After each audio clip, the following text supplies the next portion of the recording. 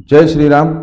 अभी हम यूनिट 3 के ऊपर बढ़ने वाले हैं। तो यूनिट 3 जो है वो economic planning in India and NITI Aayog.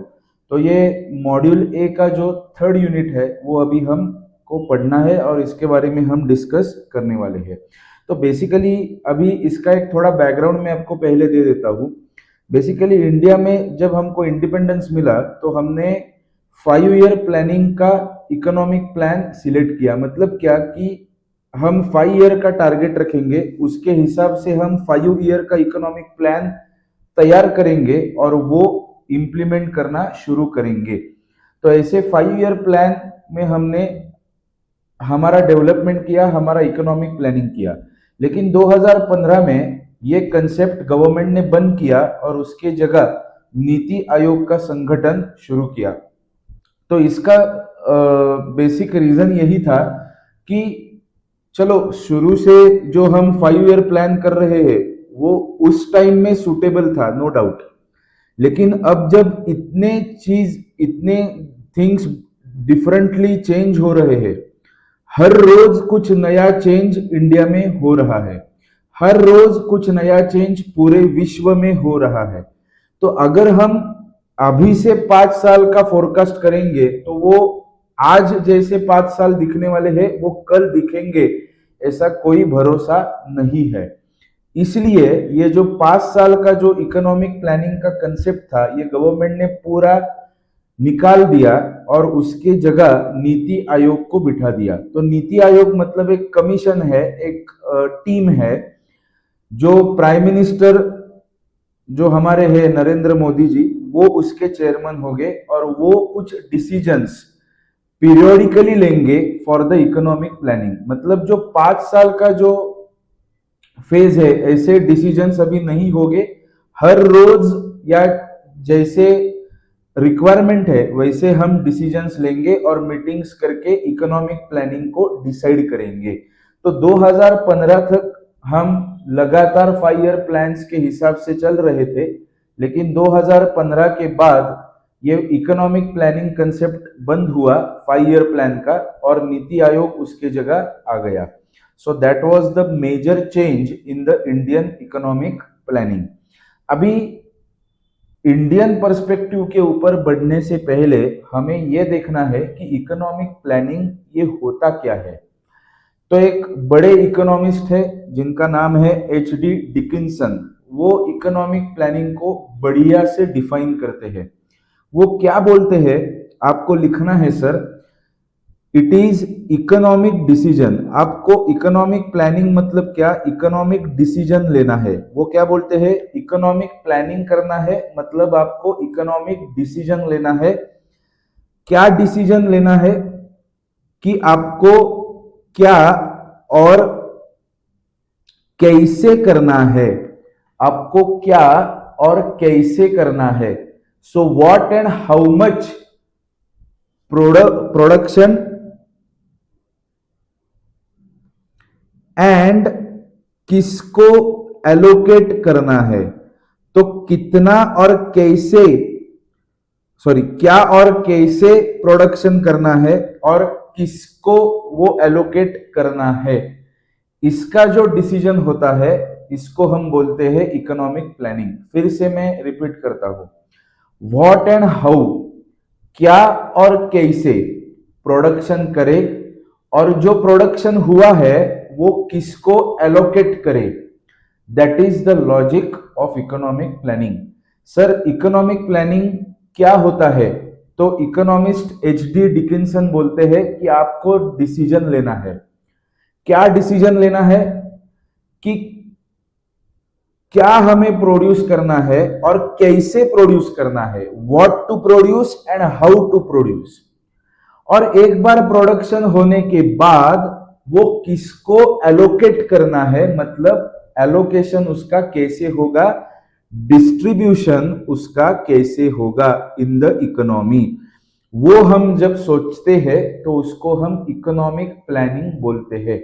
और ये करने के लिए आपको इकोनॉमी एज अ कॉम्प्रिहेंसिव देखना है। मतलब पूरी इकोनॉमी आपको एक ही बार में देखनी है, तो इसको हम बोलते हैं कॉम्प्रिहेंसिव सर्वे। तो इकोनॉमी का पूरा कॉम्प्रिहेंसिव सर्वे करने के बाद आपको एक डिसीजन लेना है, what to produce, how to produce and whom to allocate. क्या प्रोड्यूस करेंगे, कैसे प्रोड्यूस करेंगे और किसको देंगे। That is the logic of economic planning. ये कहने में बहुत आसान है, करने में हर एक गवर्नमेंट को दिक्कत आती है, because of population, because of variety, because of geography. इसके कारण ये करने में बहुत दिक्कत गवर्नमेंट को होती है। तो ये जितना सुनने में और कहने में आसान है, उतना करने में उतना ही डिफिकल्ट होता है। बढ़ेंगे सर आगे। National planning committee setup in 1938 by the Indian national Congress, जो हमारी बिफोर इंडिपेंडेंस कांग्रेस पार्टी थी, उसको हम इंडियन नेशनल कांग्रेस बोलते थे।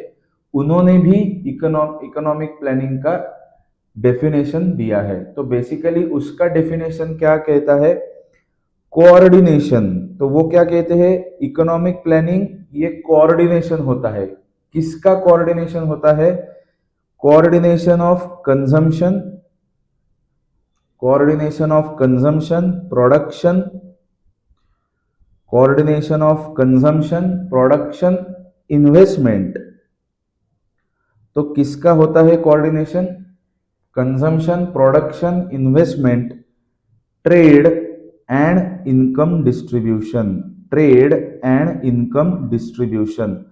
तो इंडियन नेशनल कांग्रेस के हिसाब से इकोनॉमिक प्लानिंग का मतलब क्या है, वो बोलते हैं इकोनॉमिक प्लानिंग माने it is a coordination between consumption, production, investment, trade and income distribution.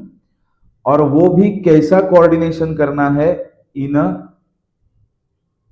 Social objective. मतलब सोशली अगर हम सोचेंगे तो कंजम्पशन, प्रोडक्शन, इन्वेस्टमेंट, ट्रेड और इनकम डिस्ट्रीब्यूशन का कैसा कोऑर्डिनेशन हमको करना है, उसको हम इकोनॉमिक प्लानिंग बोलते हैं। ये इंडियन नेशनल कांग्रेस का डेफिनेशन दिया हुआ है। तो इन शॉर्ट हम क्या बोलेंगे, it is a planning is the skill of reaching any sort of objective utilizing the resources.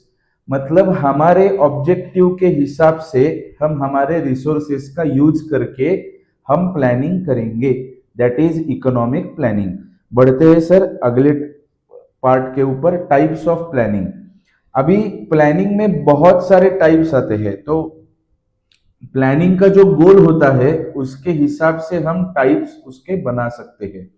अगर हम ज्योग्राफिकल पॉइंट ऑफ व्यू से देखेंगे तो दो टाइप्स ऑफ प्लानिंग हमको दिखेंगे, पहला होगा रीजनल और दूसरा होगा national.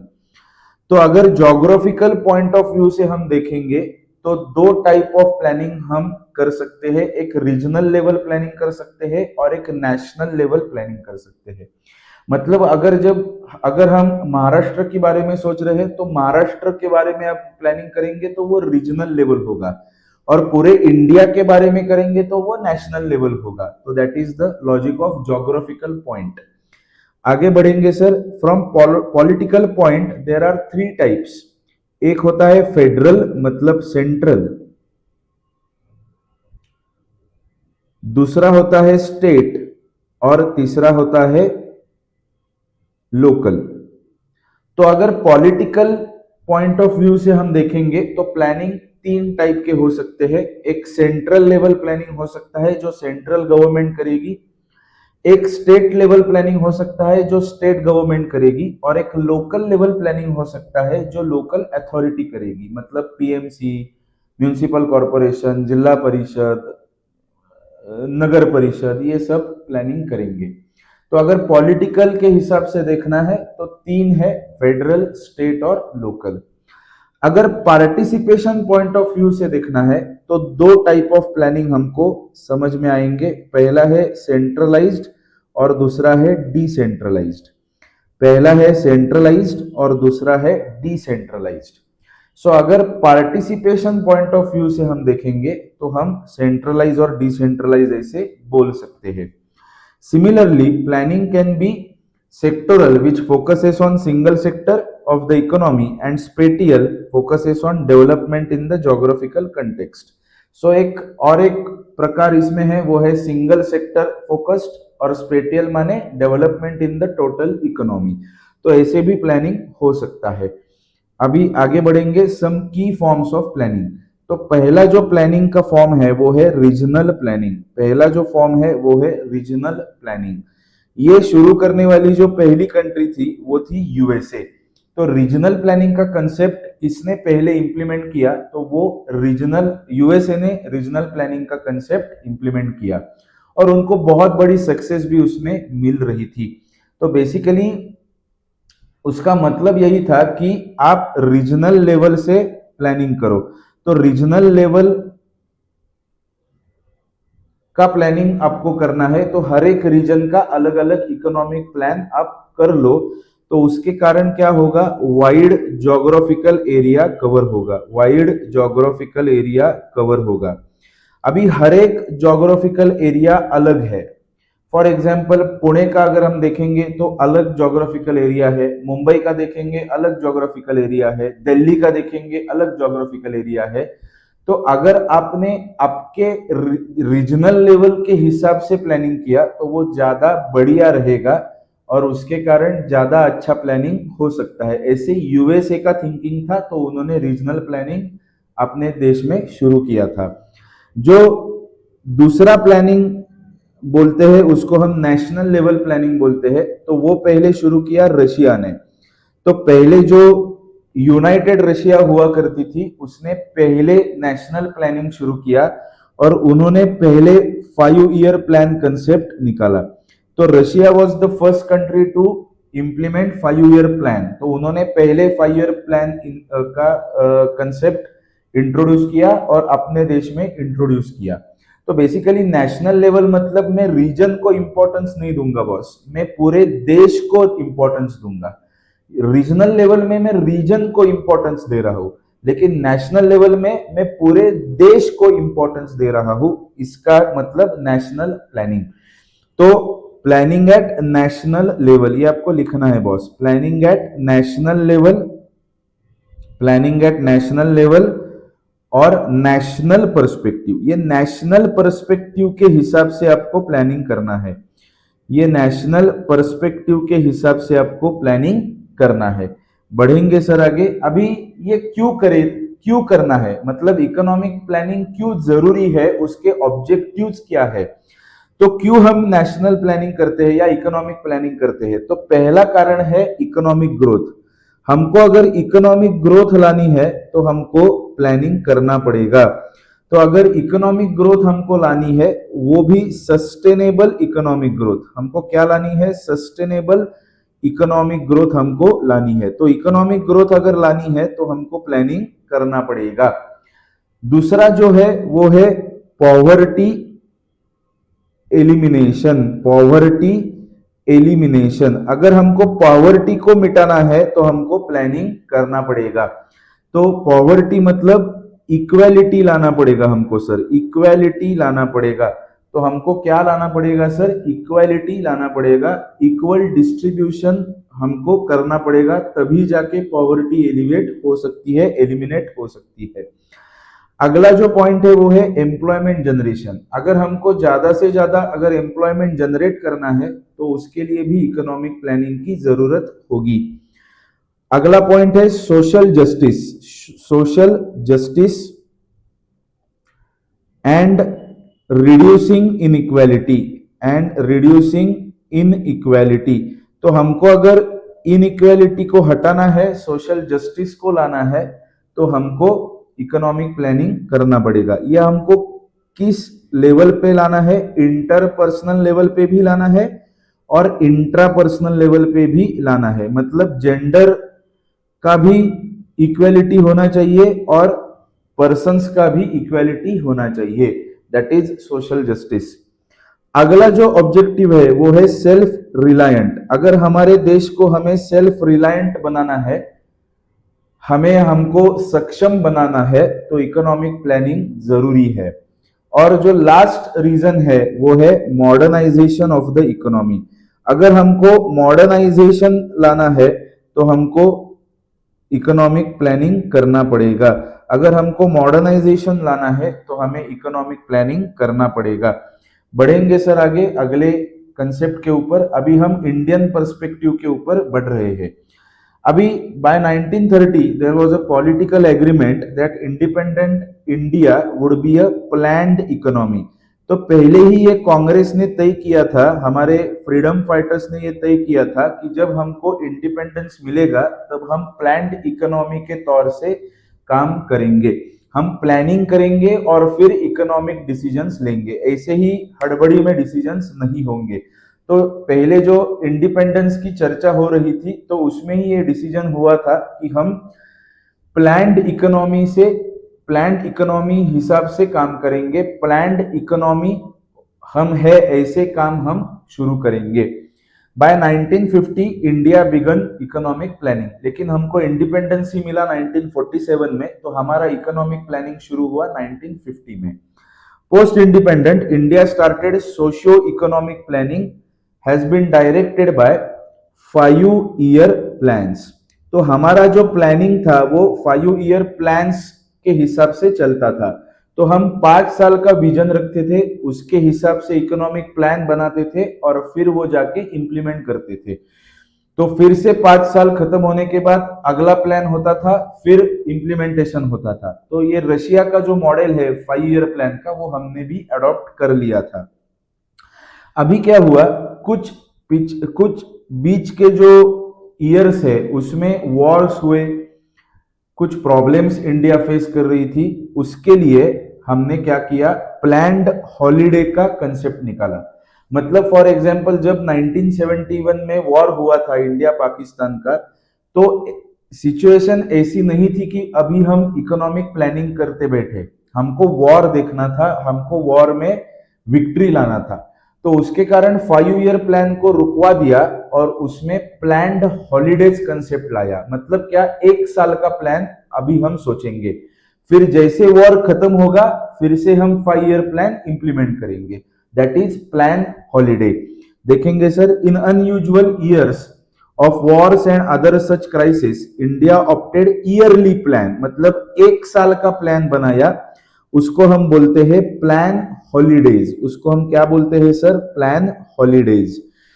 As departure from 5 year plan. मतलब 5 ईयर प्लान को हमने रुकवा दिया और 1 साल का प्लान इंप्लीमेंट किया।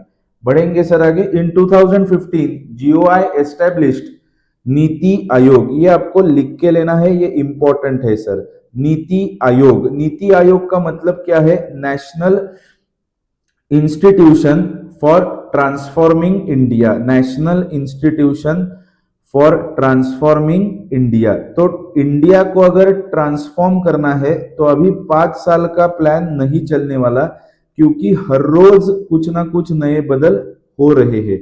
अगर वो बदल को हमको अडेप्ट करना है, वो चेंज को हमको अगर अडेप्ट करना है, तो हमको नीति आयोग जैसा कुछ लगेगा जो हर रोज कुछ ना कुछ इनोवेशन करेंगे और हमारा इकोनॉमिक प्लानिंग हो सकता है। तो that was the basic vision in 2015। तो 2015 में इकोनॉमिक प्लानिंग का पूरा चेंज कर दिया पर्सपेक्टिव। जो 5 ईयर प्लान था वो हटा दिया और उसके जगह नीति आयोग को बिठा दिया। जो 5 ईयर्स बनाते थे उनका नाम था प्लानिंग कमीशन। तो इंडिया में प्लानिंग कमीशन हुआ करता था जो 5 ईयर प्लान बनाते थे। लेकिन नीति आयोग जब आया तो प्लानिंग कमीशन को हटा के नीति आयोग को बिठा दिया गया। नीति आयोग को हम थिंक टैंक भी बोलते हैं। नीति आयोग को हम इंडिया का क्या बोलते हैं, थिंक टैंक भी बोलते हैं।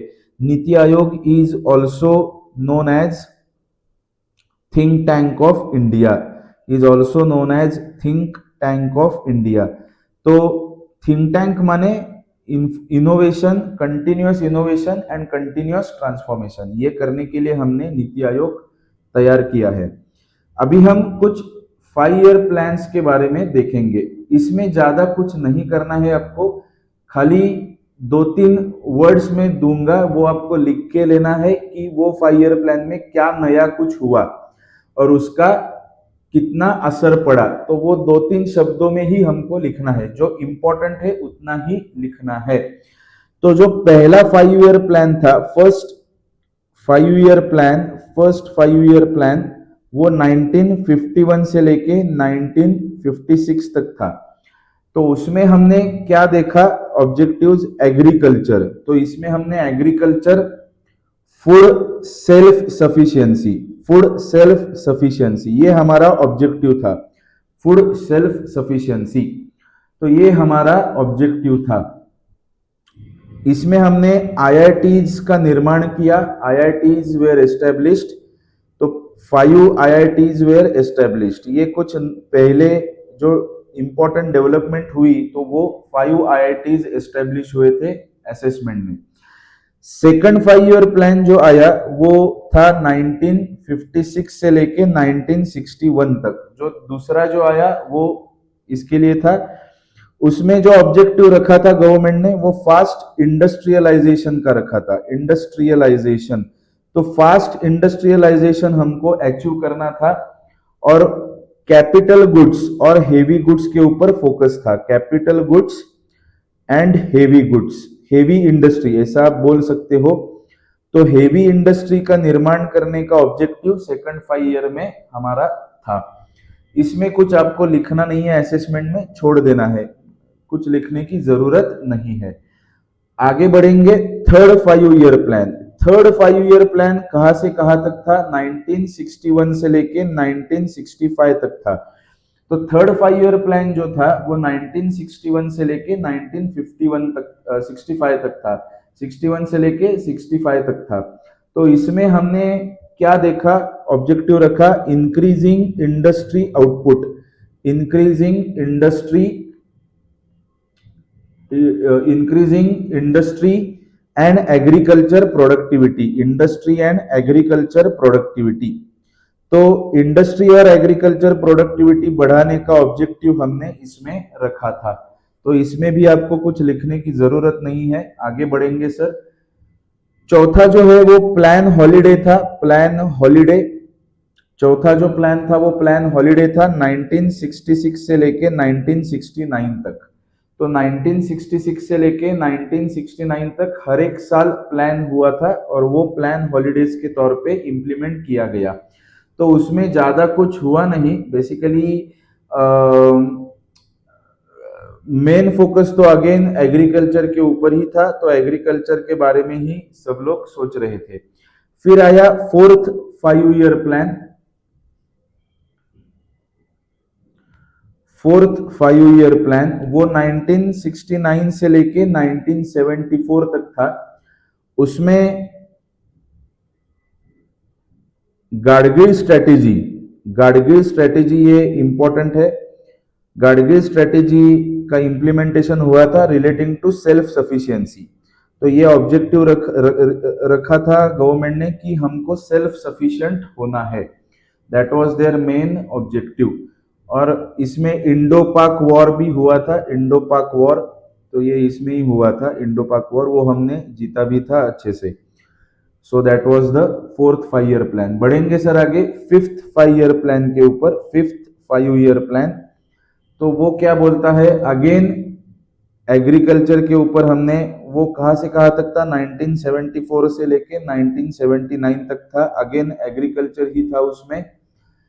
फिर इसमें हमने जो देखा वो 14 बैंक्स को नेशनलाइज किया गया, 14 बैंक्स नेशनलाइज्ड।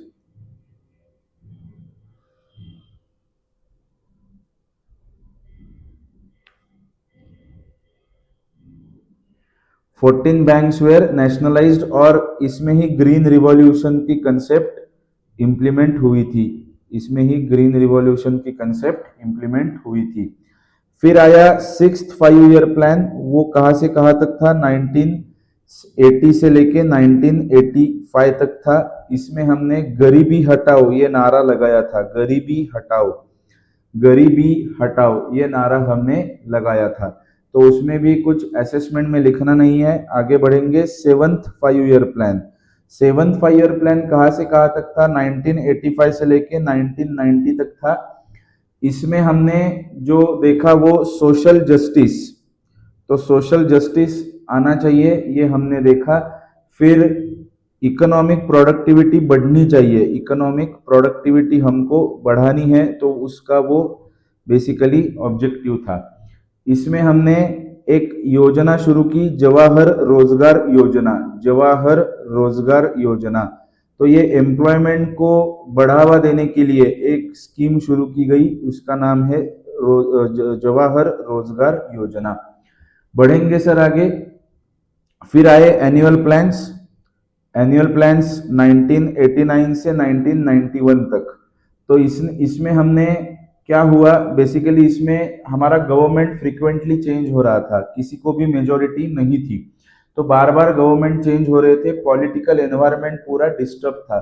तो इसके लिए ये एनुअल प्लान्स तैयार किए गए, और इसके मेन जो फोकस थे, पॉइंट्स, वो थे employment and social reforms, employment and social reforms. तो एम्प्लॉयमेंट लाने की कोशिश की गई थी और सोशल रिफॉर्म्स इंप्लीमेंट करने की कोशिश की गई थी। तो इसमें बहुत कुछ हुआ नहीं, लेकिन इसमें जो बहुत कुछ बदला वो था एलपीजी, लिबरलाइजेशन, प्राइवेटाइजेशन और ग्लोबलाइजेशन। ये कंसेप्ट हमने पहले भी यूनिट 1 में की हुई है। बढ़ेंगे सर आगे। अगला जो प्लान था वो 8th 5 ईयर प्लान था, 8th 5 ईयर प्लान, वो 1992 से लेके 1997 तक था। इसमें हमने रैपिड इकोनॉमिक ग्रोथ ये ऑब्जेक्टिव रखा था, क्योंकि हमने ऑलरेडी एलपीजी पॉलिसी इंप्लीमेंट की थी, तो हमने रैपिड इकोनॉमिक ग्रोथ का ऑब्जेक्टिव रखा था। तो हमने रैपिड इकोनॉमिक ग्रोथ का ऑब्जेक्टिव रखा था। इस 8th 5 ईयर प्लान में हमने ग्रोथ रेट अचीव किया, पहले फर्स्ट टाइम एवर हमने ग्रोथ रेट अचीव किया 6.7%। तो ये पहला ऐसा 5 ईयर प्लान था जिसमें हमने इतना बड़ा ग्रोथ रेट अचीव किया था। That was the first 5 year plan. बढ़ेंगे सर आगे 9th 5 ईयर प्लान के ऊपर। 9th 5 ईयर प्लान 1997 से लेके 2002 तक। तो ये बेसिकली ग्रोथ एंड जस्टिस, इसका ये नारा था, ग्रोथ एंड जस्टिस। तो मतलब बढ़ना भी चाहिए और सबको मिलना भी चाहिए। That was the basic thing which was scene और द ऑब्जेक्टिव। इसमें भी ग्रोथ रेट 7.1% हमको मिला, तो अच्छा ग्रोथ हो रहा था 7.1%। फिर आया 10th 5 year plan. 10th 5 year plan हमारा 2002 से लेके 2007 तक था। तो 2002 से 2007 तक हमने ये देखा था, और इसमें हमारा जो टॉप प्रायोरिटी था वो था पॉवर्टी एलिमिनेशन, पॉवर्टी एलिमिनेशन। हमको पॉवर्टी को हटाना था। तो that was the basic thing. हमने इधर भी ग्रोथ रेट अचीव किया 7.7%। तो ये कुछ अच्छे 5 ईयर प्लान थे जिसमें हमने बहुत बढ़िया ग्रोथ रेट देखे। फिर आया 11th 12 year plan, 5 year plan. तो वो 2007 से लेके 2012 तक था, 2007 से लेके 12 तक था। उसका ऑब्जेक्टिव था इंक्लूसिव ग्रोथ, मतलब सबको मिला के ग्रो करने का एक कंसेप्ट उसमें लाया था। इसमें भी हमने ग्रोथ रेट अचीव किया 7.5%। इसमें भी हमने ग्रोथ रेट अचीव किया 7.5%। हमारा टारगेट था 9%, लेकिन वो पूरा नहीं हो पाया, हमने 7.5% का टारगेट अचीव किया। और जो 12th 5 ईयर प्लान था वो 2012 से लेके 2017 तक था, जो बीच में ही रुकवा दिया क्योंकि हमने नीति आयोग का गठन किया था। तो इसका faster more inclusive and sustainable growth, faster more inclusive and sustainable growth. तो इसका ऑब्जेक्टिव यही था कि फास्टर ग्रोथ हो जाए, मोर इंक्लूसिव ग्रोथ हो जाए और सस्टेनेबल फ्यूचर के हिसाब से ग्रोथ हो जाए। That was the basic logic for 5 year plan. अभी अगर हम 5 ईयर प्लान का असेसमेंट देखेंगे तो इसमें हमको ये देखने को मिलता है कि बेसिकली हर एक 5 ईयर प्लान का ऑब्जेक्टिव यही था, to raise the national income, मतलब ग्रोथ करनी थी हमको, यही हमारा कॉमन ऑब्जेक्टिव था, to raise the national income and per capita income. अगर नेशनल इनकम बढ़ेगा तो अपने आप ही पर कैपिटा इनकम बढ़ेगा। बढ़ेंगे सर आगे। 7 out of 12 5 year plans, 7 out of 12 5 year plans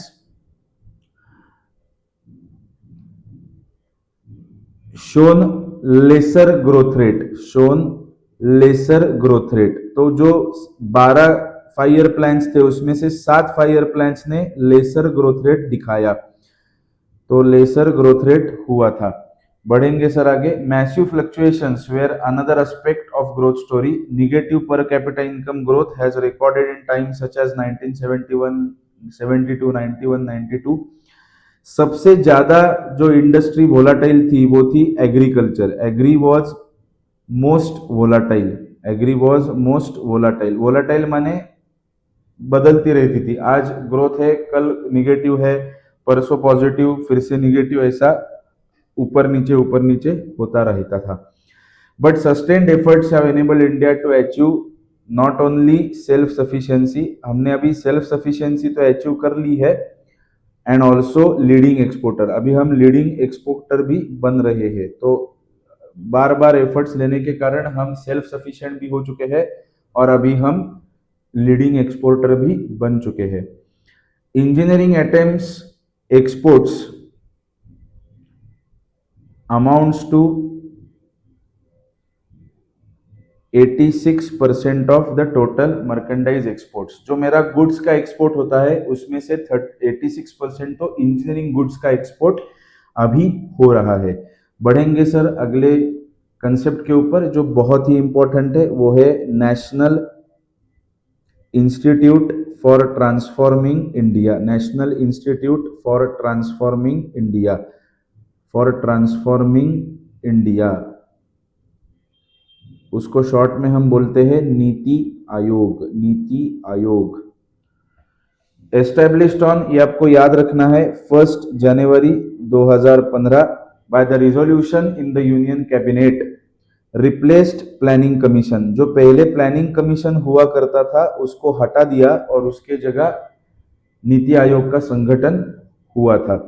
GOI top policy think tank, ये हमारा इंडिया का क्या है, थिंक टैंक है, पहले भी कंसेप्ट हमारा हो गया है।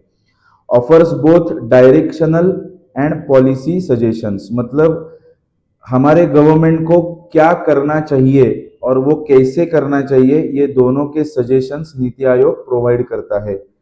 gives relevant technical assistance to center and state in designing strategic and long-term policies and programs for GOI. Central platform to bring states together to work in the national interest. ये जो एक central platform बना दिया है नीति आयोग को, जो हर एक राज्य को एक साथ लाएगा और एज अ नेशन काम करने के लिए मोटिवेट करेगा। फॉस्टरिंग कोऑपरेटिव फेडरलिज्म, ये अभी नीति आयोग में 2 हब है, 2 पार्ट्स है। पहला जो हब है उसको हम बोलते हैं टीम इंडिया हब, मतलब सेंट्रल गवर्नमेंट और स्टेट गवर्नमेंट को मिलके चलना है। और दूसरा जो हब है उसका नाम है नॉलेज हब, मतलब इनोवेशन हमको लाना है। तो ये 2 हब काम करते हैं नीति आयोग में। एक है टीम इंडिया हब जो सेंटर और स्टेट को मिला के चलने के लिए मोटिवेट करता है, और एक नॉलेज एंड इनोवेशन हब है जो इनोवेशन और नॉलेज को बढ़ावा देता है। Team India hub coordinates centre and state, team India hub coordinates centre and state. और जो नॉलेज एंड इनोवेशन हब है वो क्या करता है, वो इनोवेशन और थिंक टैंक कैपेबिलिटीज को बढ़ाता है। Innovation and think tank capabilities, मतलब out of the box thinking अगर कुछ लाना है तो वो क्या ला सकते हैं, ऐसे वो सजेशंस देता है। बढ़ेंगे सर अगले पॉइंट के ऊपर। अभी नीति आयोग में कौन कौन होता है, तो नीति आयोग में जो लोग रहते हैं उसमें prime minister PM is the chairman. तो नीति आयोग के चेयरमैन जो होते हैं वो प्राइम मिनिस्टर होते हैं, या चेयरपर्सन बोलेंगे इसको हम, चेयरपर्सन। फिर वाइस चेयरपर्सन,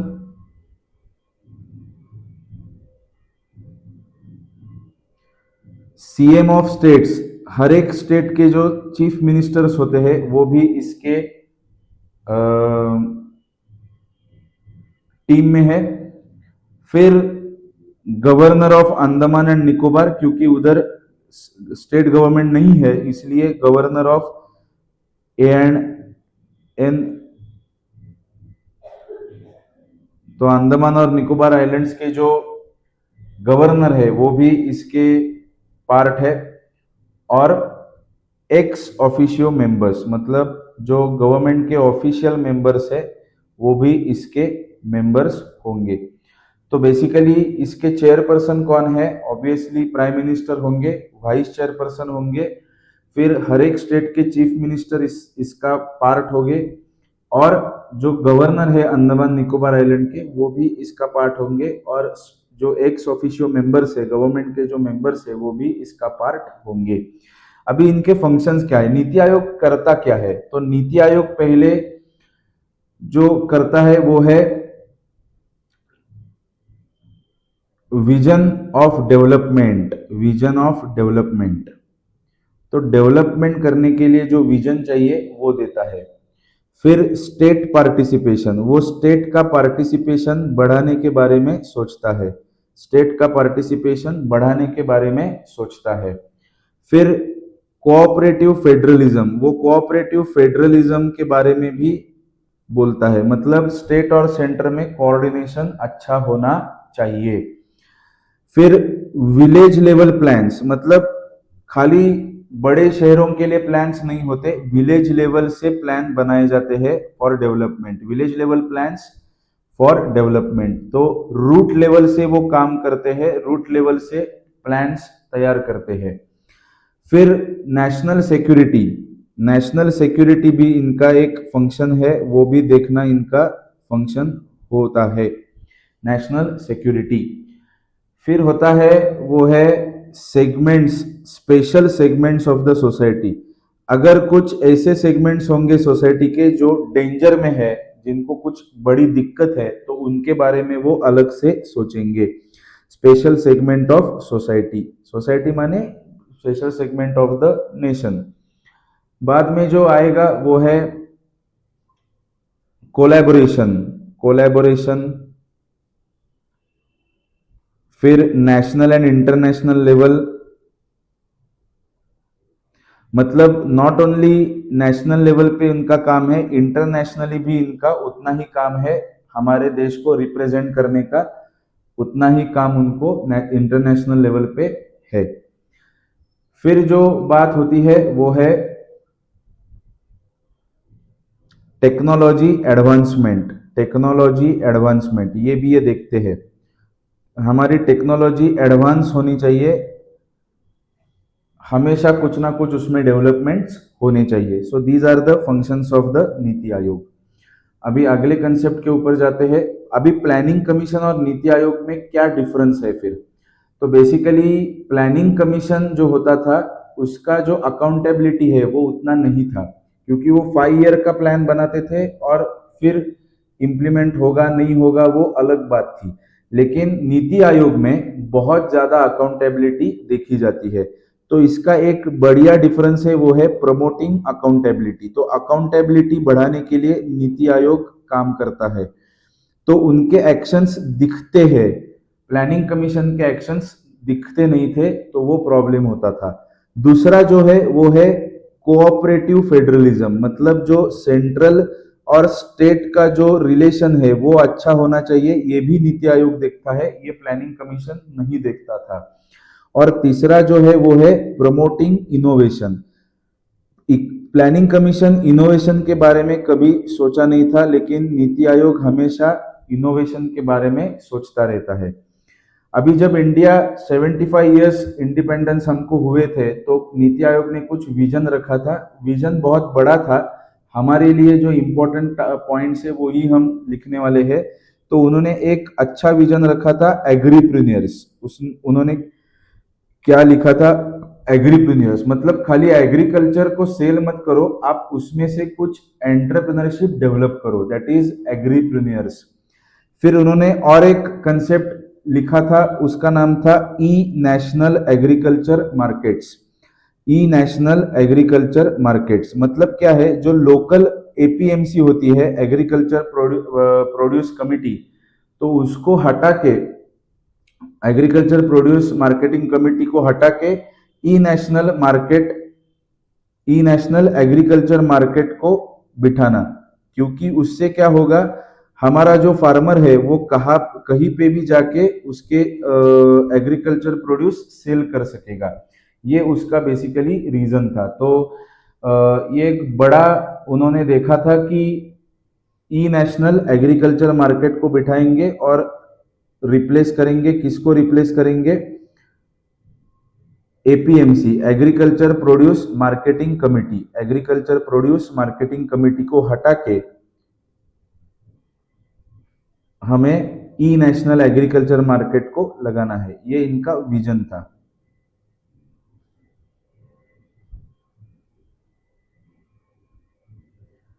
तो ये बेसिकली इन्होंने ये इंडिया एट 75 ये विजन रखा था। फिर और एक विजन उन्होंने रखा था, वो था जीरो बजट नेचुरल फार्मिंग।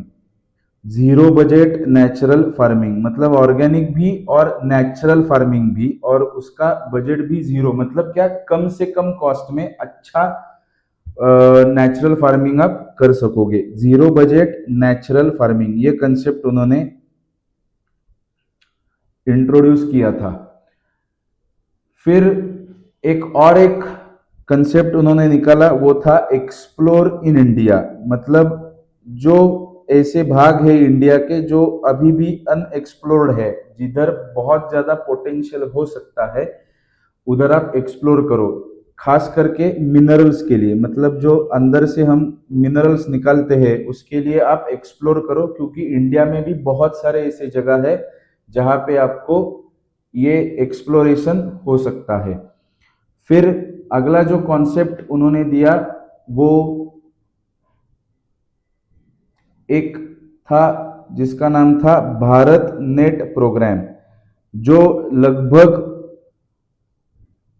हमने ये पीपीबी में भी देखा है कि जो ग्राम पंचायत है, लगभग 2.5 लाख ग्राम पंचायत को इन्होंने ऑप्टिक फाइबर दिया था, ताकि उधर का जो लोकल एरिया का डेवलपमेंट है वो जल्दी से जल्दी हो सके। तो ये जो 2.5 लाख ग्राम पंचायत थे, उनके लिए ये फाइबर ऑप्टिक का प्रोग्राम इन्होंने लॉन्च किया था। तो ये कुछ नया नीति आयोग ने लॉन्च किया था। अभी अगर हमको इकोनॉमिक प्लानिंग करना है तो ये तो ठीक है, नीति आयोग को बिठाया, प्लानिंग कमीशन को हटाया, लेकिन उसके लिए पैसे लगेंगे। तो ये फाइनेंशियल रिसोर्सेस हम कहाँ से लाएंगे? तो पहला जो रिसोर्स होता है वो है domestic budgetary resource. Domestic budgetary source मतलब हमारे बजट से ही हम पैसा लाएंगे। तो टैक्सेशन का चेंज करेंगे, पब्लिक बोरोइंग करेंगे, स्मॉल सेविंग स्कीम्स जैसे पीपीएफ होती है, सुकन्या होती है, वो हम लॉन्च करेंगे। फिर उससे हमें पैसा मिलेगा, गवर्नमेंट को पैसा आएगा और फिर हम डेवलपमेंट कर पाएंगे। दूसरा जो है वो डेफिसिट फाइनेंसिंग, मतलब जितना कम पड़ रहा है उतना बोरो करो। So borrow which is short.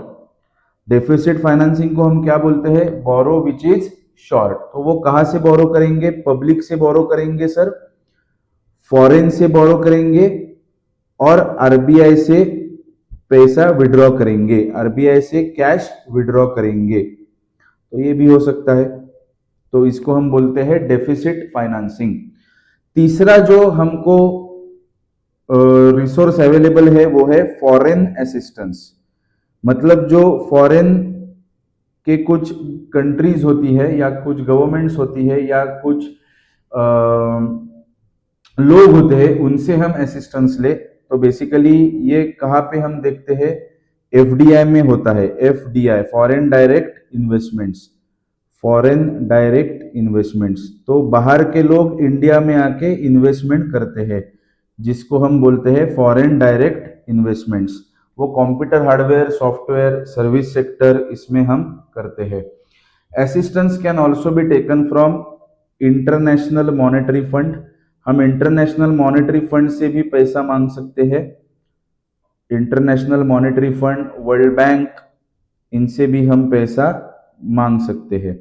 तो इससे हमको ग्रांट भी आती है या लोन भी आता है, तो हम इससे भी ये कर सकते हैं। इंटरनेशनल मॉनेटरी फंड से भी पैसा मांग सकते हैं, वर्ल्ड बैंक से पैसा मांग सकते हैं, और उनसे हम ग्रांट भी ले सकते हैं या लोन भी ले सकते हैं।